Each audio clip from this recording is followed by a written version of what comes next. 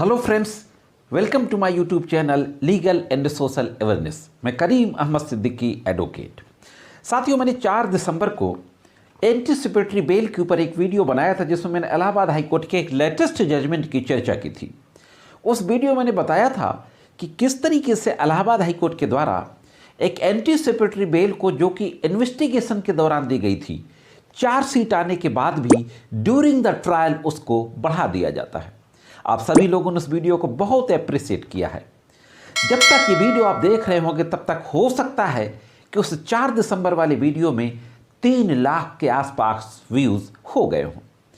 आज के इस एपिसोड में भी मैं एंटीसिपेटरी बेल के एक ऐसे ही बहुत ही ज़बरदस्त और महत्वपूर्ण आदेश के बारे में बात करने जा रहा हूं। हाँ दोस्तों, छोटे मोटे मामलों में तो आप लोग अक्सर देखते हैं कि एंटीसिपेटरी बेल सेशन कोर्ट से नहीं तो हाई कोर्ट से मिल ही जाती है। लेकिन साथियों, डाउरी डेथ के मामले में, हाँ साथियों, 304B इंडियन पेनल कोड के मामले में चार्जशीट आने के बाद एंटीसिपेटरी बेल पर रिहा हो जाना और महत्वपूर्ण टिप्पणी किया जाना ऑनरेबल इलाहाबाद हाई कोर्ट के द्वारा बहुत ही मायने रखता है। तो बहुत ही महत्वपूर्ण जानकारी है, इसलिए जुड़े रहे आखिरी तक। देखते हैं कि पूरा मामला क्या था और ऑनरेबल इलाहाबाद हाई कोर्ट के द्वारा किस तरीके का आदेश पारित किया गया। साथियों, उत्तर प्रदेश के कानपुर का मामला था। एक महिला अपनी ससुराल में सुसाइड कर लेती है फांसी लगा करके। और जैसा कि आप जानते हैं कि इस तरीके की कोई भी घटनाएं होती हैं तो उस महिला के घर वालों यानी मायके वालों के द्वारा हस्बैंड के साथ साथ ससुराल के अन्य सदस्यों को भी आरोपी बना करके FIR दर्ज करा दी जाती है। तो इस मामले में भी हस्बैंड के साथ साथ सास, ससुर, जेठ, जेठानी और नंद, इन तमाम लोगों के विरुद्ध FIR पंजीकृत करा दी जाती है 498A और 304B IPC में, यानी डाउरी डेथ, दहेज हत्या का मामला बना करके रिपोर्ट दर्ज करा दी जाती है। इस मामले में FIR दर्ज होने के बाद ससुर के द्वारा ऑनरेबल इलाहाबाद हाई कोर्ट के समक्ष एंटीसिपेटरी बेल मूव की जाती है। ससुर को हाई कोर्ट के द्वारा एंटीसिपेटरी बेल दे दी जाती है ड्यूरिंग द इन्वेस्टिगेशन। पूरा इन्वेस्टिगेशन होता है।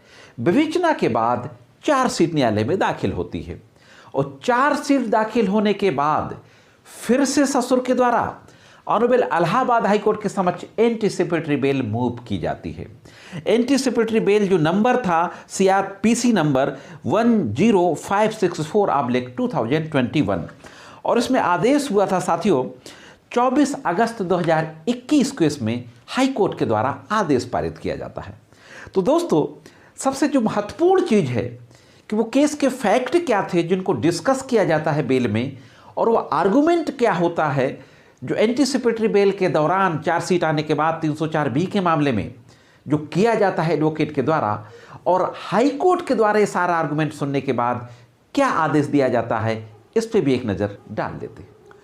साथियों, चार्जशीट दाखिल होने के बाद 498A और 304B के मामले में फादर इन लॉ के द्वारा जब हाई कोर्ट में एंटीसिपेटरी बेल की ये एप्लीकेशन मूव की जाती है तो यह आर्गूमेंट किया जाता है कि फादर इन लॉ अपने बहू और बेटे से अलग रहते थे। साथ ही साथ यह भी कहा जाता है कि FIR में कोई भी विशिष्ट भूमिका नहीं दी गई। There is no specific role assigned in the first information report. FIR में कोई स्पेसिफिक रोल नहीं है किसी का, खासतौर से ससुर का जनरल रोल है। और लगातार आप देख रहे हैं कि मैं वीडियो बना रहा हूं कि सुप्रीम कोर्ट लगातार ये कह रहा है कि मैट्रिमोनियल मामलों में अगर स्पेसिफिक रोल नहीं है, जनरल रोल है, तो फिर यह नहीं माना जाएगा। तो इस मामले में यह कहा जाता है कि ससुर के विरुद्ध कोई स्पेसिफिक रोल नहीं है और ससुर को विवेचना के दौरान एंटीसिपेटरी बेल मिली हुई थी। उस एंटीसिपेटरी बेल की जो टर्म्स कंडीशंस थी उनका ससुर के द्वारा मिसयूज नहीं किया गया और यह कहते हुए एंटीसिपेटरी बेल की मांग की जाती है। साथियों, honourable Allahabad high court detail से इन सारे फैक्ट्स को देखता है और पूरे मामले को गंभीरतापूर्वक देखने के बाद हाई कोर्ट के द्वारा भी यह कहा जाता है कि इस मामले में कोई स्पेसिफिक रोल नहीं है ससुर का, और ऐसा प्रतीत हो रहा है कि यह FIR सिर्फ ह्यूमिलिएट करने के लिए लिखाई गई है, यानी ससुर का जो नाम इंगेज किया गया है वो सिर्फ ह्यूमिलिएट करने के लिए इंगेज किया गया है।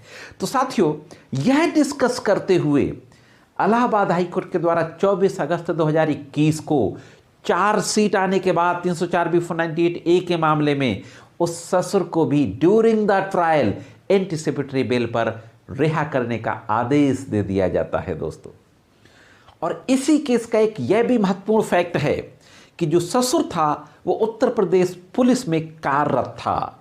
अगर दोस्तों उसको एंटीसिपेटरी बेल ना मिलती, वो अपने आप को सरेंडर करता तो जेल जाता, और जेल अगर चला जाता तो उसको नौकरी से हाथ धोना पड़ता। लेकिन दोस्तों इस एंटीसिपेटरी बेल के मिल जाने से ना सिर्फ उसकी नौकरी बची रही बल्कि उसका प्रमोशन हो गया। वो पुलिस कांस्टेबल से सब इंस्पेक्टर के पद पर पहुंच गया और सब इंस्पेक्टर के पद पर पहुंचने के 1 माह उपरांत उसका रिटायरमेंट हो जाता है।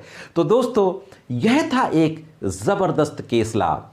चार्जशीट आने के बाद 304 बी और 498 ए के मामले में भी आप लोग, यानी अगर ऐसी कोई सिचुएशन है कि अपने लड़का बहू से कोई अलग रह रहे हैं उसके माता पिता, तो एंटीसिपेटरी बेल के लिए हाई कोर्ट में आवेदन कर सकते हैं और इस रूलिंग का भी इस्तेमाल कर सकते हैं। हालांकि एंटीसिपेटरी बेल हाई कोर्ट ही नहीं बल्कि सेशन कोर्ट के समक्ष भी दाखिल की जा सकती है।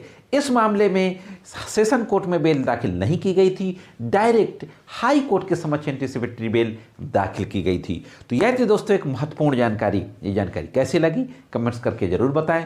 आज की वीडियो में सिर्फ इतना ही। मिलते हैं किसी अन्य वीडियो में कानून की कुछ अन्य जानकारियों के साथ। तब तक कानून की विभिन्न तरीके की जानकारी के लिए देखते रहें लीगल एंड सोशल अवेयरनेस।